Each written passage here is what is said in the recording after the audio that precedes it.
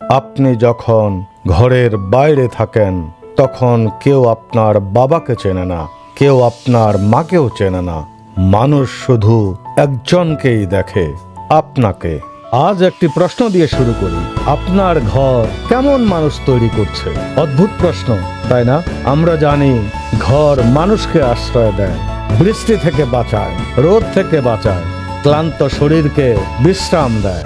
কিন্তু যদি আমি এখানে বলি একটি ঘর এর চেয়েও বড় একটি কাজ করে, একটি ঘর আসলে ধীরে ধীরে মানুষ তৈরি করে।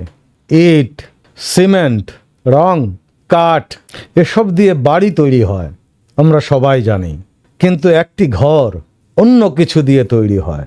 আপনি কোনো ঘরে ঢুকেই কখনো অনুভব করেছেন কেমন যেন স্বস্তি লাগছে, আবার কোনো ঘরে কোনো কারণ ছাড়াই অস্বস্তি হয়েছে।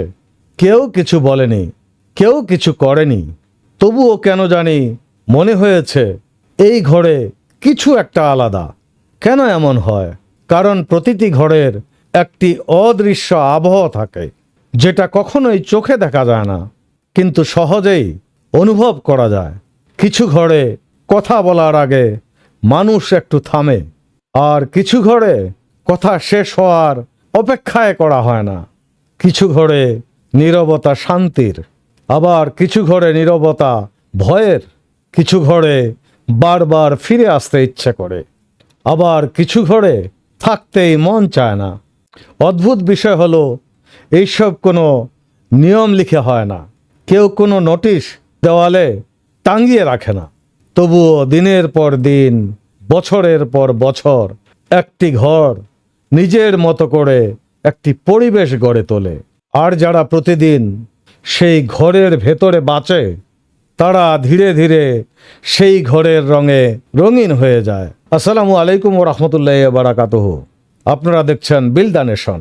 হয়তো এই কারণেই একই শহরে একই স্কুলে পড়া দুটি মানুষও কখনোই একরকম হয় না। কারণ সিম্পল, তারা দুটি ভিন্ন ঘর থেকে আসে। প্রতিটি ঘরের কিছু অলিখিত নিয়ম থাকে। কোথাও হাসি সহজ, কোথাও হাসতেও অনুমতি লাগে, কোথাও প্রশ্ন করা স্বাভাবিক, আবার কোথাও প্রশ্ন করাই অসভ্যতা, কোথাও হাসি মুখে স্বপ্নের কথা বলা যায়, আর কোথাও স্বপ্ন শুরু হওয়ার আগেই থেমে যায়।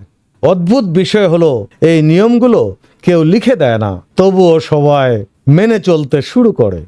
একদিন, 2 দিন, 1 মাস, 1 বছর, তারপর এক সময় মনে হয় এটাই তো স্বাভাবিক।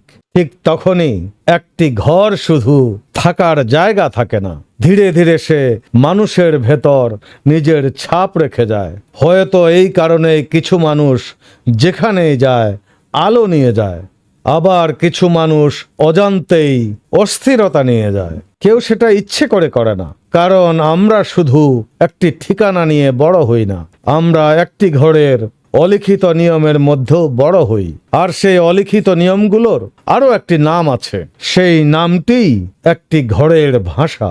শব্দের ভাষা নয়, জীবনের ভাষা। প্রতিটি ঘরের একটি ভাষা আছে, কেউই সেটা শেখায় না, তবুও ঘরের সবাই ধীরে ধীরে সেই ভাষাতেই বাঁচতে শুরু করে। হয়তো আজ আপনি প্রথমবারের মতো নিজের ঘরকে অন্য চোখে দেখছেন, শুধু দেওয়াল হিসেবে নয়, একটি জীবন্ত জায়গা হিসেবে। কারণ একটি ঘরের ভাষা কখনো সেই ঘরের মধ্যেই থেকে যায় না, সেটি মানুষের সঙ্গে বাইরেও যায়।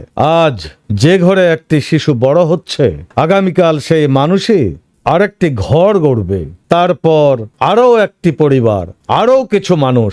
এভাবেই একটি ঘরের ভাষা ধীরে ধীরে একটি সমাজের ভাষা হয়ে ওঠে, আর একটি সমাজের ভাষা একদিন একটি দেশের চরিত্র হয়ে যায়। তাই দেশ বদলানোর কথা ভাবার আগে হয়তো আমাদের একটি প্রশ্ন নিজেকেই করতে হবে, আমাদের ঘরে প্রতিদিন কোন ভাষাটা সবচেয়ে বেশি বেঁচে থাকে? যে ভাষা মানুষকে ছোট করে, নাকি যে ভাষা মানুষকে বড় হতে সাহায্য করে? হয়তো দেশ গড়ার কাজ কোনো বড় মঞ্চে শুরু হয় না, হয়তো শুরু হয় রাতের খাবার টেবিলে, ড্রয়িং রুমের একটি সাধারণ কথোপকথনে বা আলোচনায়, অথবা একটি পরিবারের প্রতিদিনের নিঃশব্দ অভ্যাসে নিশ্চয়ই একটি ঘর শুধু আজকের জন্য বাঁচে না, একটি ঘর আগামী দিনের মানুষ তৈরি করে। তাই আজ কিছু বদলানোর চেষ্টা করবেন না, শুধু একবার লক্ষ্য করুন আপনার ঘরের ভাষা কি বলছে। নিঃসন্দেহে একদিন আপনার ঘরের ভাষায়, আপনার সন্তানের কণ্ঠে, আপনার পরিবারের সম্পর্কে, আপনার সমাজের আচরণে, এমনকি আপনার দেশের চরিত্রেও প্রতিধ্বনিত হবে। হয়তো আমাকে অনেকে পাগল ভাববেন, একটু ঠান্ডা মাথায় চিন্তা করুন। চলুন আগে মানুষ গড়ি, তারপর দেশ গড়ি। পরবর্তী এপিসোড দেখার জন্য অগ্রিম আমন্ত্রণ রইল। ততক্ষণ ভালো থাকুন, সুস্থ থাকুন, সততার সঙ্গে থাকুন। আসসালামু আলাইকুম ওয়া রাহমাতুল্লাহি ওয়া বারাকাতুহু।